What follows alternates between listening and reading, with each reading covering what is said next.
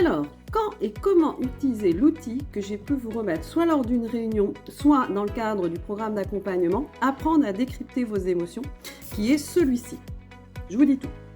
Tout simplement sur le quand, c'est quand vous ressentez qu'intérieurement en vous, il y a quelque chose qui se passe et qui vous empêche d'avancer, d'atteindre cette sérénité que vous aimeriez, ou tout simplement vous détectez qu'il y a une émotion là qui se présente. Donc c'est le moment de le sortir. Donc là, je vais revenir sur les 3 étapes importantes qu'il y a dans cet outil et avant cela, il me semble essentiel de vous dire que justement, alors idéalement, si vous faites les 3, c'est top, mais justement, il y a des moments où vous ne pourrez pas et donc surtout, soyez, indulgents avec vous là-dessus et faites ce que vous pouvez avec les moyens que vous pouvez, au moment où vous le pouvez. Ce qui est important, c'est de les faire par contre dans cet ordre-là et de commencer par la première et dans la première, vous verrez, il y a même des sous-étapes. Si vous faites même que la toute première du tout début, eh ben, c'est déjà extrêmement top et tout bénéfice pour vous. Alors, la première étape, justement, ça va être de tout simplement dire pause. Je prends un temps, même s'il est très court, 30 secondes, 1 minute, pour pouvoir justement me mettre à l'écoute de ce qui se passe là à l'intérieur et pouvoir à ce moment-là, en fait, déjà tout simplement se dire c'est ok, ce que je ressens c'est juste, il est important que je puisse accueillir ça et donc justement pour pouvoir aller voir quel est le message qu'il y a derrière ce ressenti, c'est de se poser la question qu'on retrouve sur l'outil, qu'est-ce que je ressens ? Là, selon l'intensité de l'émotion, il peut être judicieux de faire quelques exercices de respiration profonde, inspiration, expiration, voire cohérence cardiaque pour ceux qui connaissent, selon bien sûr toujours l'environnement, le temps que vous avez, pour vous aider à vous poser et vous mettre dans cette posture d'accueil. Et là, vous pouvez commencer à voir justement dans des sensations corporelles, est-ce qu'il y a un endroit où elle ressort, où ce ressenti est plus présent. Ça peut être un nœud à l'estomac, ça peut être une tension dans les épaules. Voilà, là, ça va être à vous d'aller un petit peu explorer. Et s'il n'y a rien, c'est ok aussi, ça peut arriver, ça dépend comment on est justement connecté par rapport à son corps. Et au début, on peut ne rien ressentir. Donc c'est pour ça que par la suite, vous allez pouvoir passer à la deuxième possibilité. C'est tout simplement sur cette jauge colorée d'aller identifier qu'est-ce que je ressens, où est-ce que je me mets dans ce cadre-là. Selon, pareil, à chaque fois ce que vous êtes prêt à faire, vous allez pouvoir tout simplement, vous pouvez arrêter là. Si des fois c'est trop ou vous n'avez pas le temps de plus, c'est déjà super. Maintenant, si le temps est présent et que vous avez la possibilité, c'est là qu'il va être vraiment intéressant d'aller identifier cette émotion et mettre des mots dessus. Et c'est là que vous allez pouvoir aller sur le verso de ce petit papier, identifier sur la partie du haut quelle est l'émotion principale. Alors, vous pouvez commencer par les 4 premières, qui sont vraiment les 4 pôles principaux. Rien que juste d'identifier ça. Et des fois, vous pouvez aller regarder aussi les 5 qui sont en dessous, qui donnent un petit peu, qui peuvent être un petit peu plus parlants, qui sont du coup en fait un mélange de celles du dessus. Donc c'est d'aller, voilà, là, ce que je ressens, si je devais mettre un mot, voilà ce qu'il va pouvoir y avoir. Et ensuite, seulement, pareil, selon comment vous avez au niveau du timing, c'est d'aller d'affiner, parce que là on est vraiment sur de l'affinage, de ce ressenti plus subtil, d'aller chercher quel mot je pourrais mettre et pourrait vraiment signifier ce que je ressens du plus proche possible. Donc, il y a les colonnes en gras pour commencer et puis les autres, c'est des variantes. Donc là, c'est vraiment à vous, selon comment vous sentez les choses. Et ça doit rester une aide, en fait. C'est ça qu'il faut retenir. Et il y a des jours où vous ferez tout le processus en entier et d'autres fois, vous vous arrêterez au premier niveau qui est peut-être juste déjà donner une couleur et juste l'accueillir et ça sera top. Voilà, de vraiment bien retenir cet aspect-là sur cette étape-là. Et vous pouvez aussi, justement, parce que quand vous allez chercher là, il y a des pensées qui vont vous traverser l'esprit. Ça peut être intéressant, vous les laissez passer. L'idéal, et ce que je préconise, c'est vrai que je ne l'ai pas dit au tout début, pour tout ce qui touche à ça, c'est d'avoir un endroit, soit dans votre téléphone, soit un petit carnet avec vous, qui est vraiment de vous à vous pour pouvoir noter justement les choses, parce que quand vous ne pourrez pas aller jusqu'au bout, c'est au moins justement juste de noter ce que vous avez pu retranscrire de ce petit moment avec vous-même et pouvoir le reprendre après coup. Ça, c'est vraiment quelque chose qui peut être utile, donc qui est préconisé. Pareil, si vous le faites, c'est super. Si l'émotion, quand elle arrive, vous n'avez pas possibilité, juste de l'accueillir, la jauge, et à voir si vous pouvez mettre quelle est l'émotion. Et là, c'est déjà, vous allez voir, d'un coup, elle va descendre. Une fois que votre émotion est régulée, ça veut dire que vous l'avez au moins mis à minima sur la jauge, voire jusqu'à l'étape finale, c'est-à-dire que vous l'avez affiné avec un mot et vu les pensées qui pouvaient être traversées à ce moment-là. Cette première partie qui dure 45-90 secondes maximum, voire 2-3 minutes, vraiment cas exceptionnel. Là, une fois que cette partie-là est passée, on peut dire que l'émotion est régulée. Et là, vous allez pouvoir passer à la deuxième étape, qui est en fait toujours sur cette feuille-là, sur la partie émotion, selon le temps que vous avez et les possibilités. Donc ça peut se faire soit immédiatement derrière, soit justement, si vous l'avez noté, de le reprendre après coup, à un moment où vous aurez cette possibilité-là. C'est d'aller répondre aux questions qui sont notées et de manière alors vraiment la plus honnête possible, mais avec bienveillance et sans jugement pour vous-même, sans censure et surtout de manière brute. Cherchez pas à faire de jolies phrases, on s'en fout. C'est vraiment sortir les mots comme ils viennent par rapport à quand cela a commencé, qu'est-ce qui se passe, qu'est-ce qui l'a déclenché, pourquoi est-elle là, voilà. Vous mettez en phase d'observation. Alors, une fois que vous avez pu voir cette partie émerger des émotions, là, vous allez pouvoir passer dans la deuxième étape, qui est sur l'autre feuille, qui est la partie immergée, qui est en dessous, qui va être justement d'aller relier cette émotion à quel besoin intérieur profond se cache derrière, et donc le message, au final, pour pouvoir éviter qu'elle revienne, et éviter qu'elle revienne de plus en plus fort, puisque tant que ce besoin n'aura pas été satisfait, et automatiquement, l'émotion va revenir jusqu'à ce que vous puissiez le prendre en compte. Et le but, justement, là, c'est de pouvoir vous anticiper pour garder la main et que ça ne soit pas votre émotion qui prenne le pouvoir, puisqu'elle est incontrôlable et peut revenir d'une manière qui ne va pas obligatoirement vous convenir et vous arranger. Pour cela, donc là, justement, il y a deux manières. C'est vous pouvez vous aider des questions qui sont dessus, justement, pour aller identifier ce besoin et aussi ce qu'il y a derrière.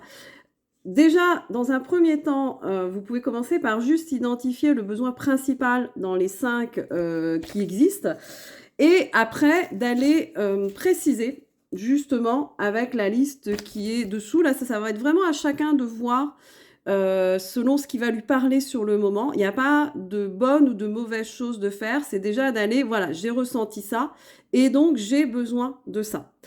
Ce besoin n'est pas satisfait et il est besoin que j'aille satisfaire ce besoin-là. Donc voilà pour cette partie-là. Alors, une fois que vous avez passé la première étape, observation, identification d'émotions, et la deuxième, justement, vous avez pu identifier le besoin en présence, là, vous allez pouvoir passer à la troisième, c'est-à-dire vous mettre en action, et vous mettre en action au bon endroit où ça va être efficace. Donc, il est vraiment essentiel de bien passer les 2 étapes d'avant, parce que si vous allez automatiquement là, vous risquez de faire mauvaise route. Et là-dessus, c'est d'accepter déjà ce que vous avez pu découvrir, parce que ça peut être déconcertant par moment. Prendre vos responsabilités, que c'est vous qui allez justement être responsable d'aller nourrir ce besoin et de réfléchir justement. Là, vous allez pouvoir demander à votre mental de se mettre à votre service. Comment je peux faire? Quelles sont les stratégies que je peux imaginer, les pistes? Alors, automatiquement, il y a des choses qui seront que à votre main. Et là, pas de souci. Et d'autres qui dépendront automatiquement pas que de vous. Et c'est là d'où l'intérêt d'avoir bien clarifié de vous à vous déjà cette partie-là, qui permettra de passer à l'étape en dessous, de si nécessaire les communiquer, puisque automatiquement, généralement, on n'est pas tout seul sur ce besoin, et pouvoir que la personne en face puisse comprendre comment elle peut vous aider, si elle peut le faire ou pas. Ça sera de sa responsabilité à elle, mais ça ouvre un échange constructif, une négociation, puisqu'elle, elle aura aussi ses ressentis. Elle peut faire le même exercice et du coup, c'est constructif dans ce cadre-là. Et c'est surtout de se dire que justement, moi, je suis persuadée d'éviter de se dire, je suis persuadée que l'autre sait ce dont j'ai besoin. Eh ben non, erreur, justement. C'est à vous de détecter votre besoin et d'aller le communiquer. L'autre ne peut pas savoir. Déjà, trouver ses propres besoins, c'est un sacré défi. Alors, imaginez détecter les besoins des autres. Donc, c'est pour ça qu'il est, pareil, essentiel de se dire, c'est normal que l'autre ne puisse pas deviner. Et surtout, c'est complètement différent de l'amour que je peux ressentir ou du lien affectif, l'attachement que j'ai avec cette personne-là. C'est pas parce qu'il ne sait pas qu'ils ne m'aiment pas. Et ça, voilà, je vais clôturer là-dessus. C'est vraiment, je trouve essentiel d'avoir ça en tête, puisque souvent on mélange les deux et c'est là que ça coince. Alors, quelques petits notas pour rajouter justement à ce mode d'emploi. Premièrement, déjà, c'est que les émotions, les besoins sont quelque chose qui sont d'intensité variable. Donc, n'hésitez pas, dans le cadre de l'identification, d'aller mettre un système de jauge, soit avec un nombre hein, de 1 à 10, combien ça représente, ou avec les adjectifs, un peu, beaucoup, trop, légèrement, qui permettent d'affiner. Donc ça, c'est quelque chose qui peut être intéressant. La deuxième chose vraiment à prendre en compte aussi, c'est que c'est fluctuant dans le temps. C'est-à-dire que vos émotions et vos besoins, elles bougent sans arrêt. Et c'est logique que pendant un temps, c'est une chose et quelques temps après, ça peut être complètement l'inverse. Et aussi, ce qui peut se présenter, c'est que vous pouvez en avoir plusieurs en présence en même temps, simultanément. Et donc, l'exercice que vous allez faire pour une, vous allez être amené à des fois à le faire pour plusieurs. C'est-à-dire que oui, j'ai cette émotion-là, mais j'ai aussi celle-là. Et alors, les deux peuvent être complètement contradictoires. C'est surtout justement de couper le mental, dire là, non, non, mais c'est complètement illogique. Non, justement, il n'y a pas d'histoire de logique dans les émotions. Elles sont là, je les prends comme elles sont et quand j'aurai un petit peu passé cette période de régulation, je vais vraiment pouvoir aller dans le mode analyse-observation. Et là, je vais comprendre certaines choses que j'aurais pas vues à chaud. Et donc, c'est ce que permet la prise de recul et l'analyse. Et d'où l'intérêt vraiment de justement les noter. Pour voir aussi les schémas répétitifs, certaines qui reviennent, parce qu'on va pas le voir tout de suite. Il y a des moments, acceptez vraiment que vous ne vous en rendrez compte qu'après coup. Sur le moment, vous n'aurez rien vu venir. Et puis c'est après coup, vous dites, mais mince, qu'est-ce qui s'est passé? Et là, vous allez vous rendre compte. Et en fait, comme le message n'aura pas été complètement décodé, il va revenir. Donc en fait, vous avez plusieurs essais, c'est l'avantage.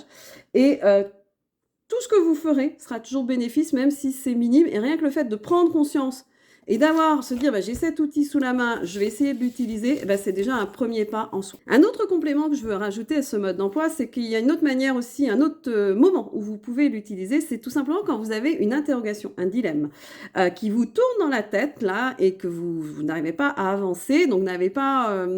ou bien tant l'émotion en soi qui vient d'un coup, mais vous avez cette interrogation, cet outil peut vous aider à aller éclaircir justement la situation, la personne, les choses, en allant visualiser. C'est-à-dire que justement, vous vous mettez dans ce qui vous pose souci, et là, vous allez refaire le schéma exactement le même. Quand je me mets dans cette situation, dans cette interrogation, qu'est-ce que je ressens ?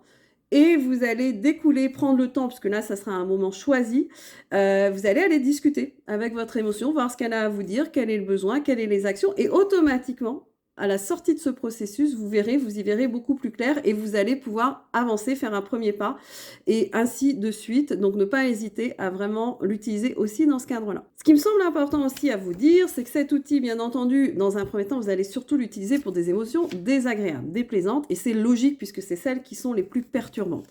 Maintenant, il est intéressant aussi, puisque c'est pour ça que dessus, vous retrouvez les émotions qui sont agréables et des besoins qui sont aussi agréables justement à vivre et quand ils sont satisfaits. Et donc automatiquement, c'est d'utiliser cet outil-là aussi pour apprendre à détecter ces bons moments, parce que le cerveau, lui, par défaut, en mode automatique, il va se concentrer sur ce qui ne va pas. Et donc, c'est à vous de lui dire non, j'aimerais bien qu'on aille justement voir un petit peu ce qui va pour pouvoir détecter justement ces moments de joie, ces moments de sérénité, intégrer en fait cette émotion qui est, elle, nourrissante et qui nous permet d'avancer, d'approcher sur cette harmonie intérieure. Et donc, l'outil est aussi pour ça. Donc, quand justement vous sentez cette joie ou quelque chose où vous êtes bien, regardez, allez un petit peu l'identifier, notez-le, puisque ça sera en fait un programme que vous allez pouvoir implanter et sur lequel vous pourrez aller le chercher quand justement vous aurez des périodes difficiles. Et comme vous avez pu le voir sur les informations que j'ai pu vous transmettre sur certaines émotions, c'est cette émotion de joie qui va permettre d'en sortir, de la transformer, qui vont être des remèdes. Donc vraiment, cet outil peut aussi servir à ça. Ce n'est pas que pour du déplaisant. Dernier petit tip, ce qui me semble intéressant, c'est que cet outil, il n'est pas réservé aux adultes. Il est ouvert à tout âge, donc y compris les enfants. La seule chose avec, si vous l'utilisez avec les enfants, c'est d'être présent avec eux, puisqu'ils ne pourront pas le faire seuls, c'est de les guider, en fait, dans ce cadre-là. C'est-à-dire que vous avez, imaginons une grosse colère d'un de vos enfants, vous détectez, vous, la colère, c'est d'aller justement lui dire, bah attends, là voilà, je sens qu'il y a un truc qui se passe en toi qui est un peu perturbant, je te propose, on va faire un jeu, dis-moi justement qu'est-ce que tu ressens et aidez-vous de ce petit focus-là.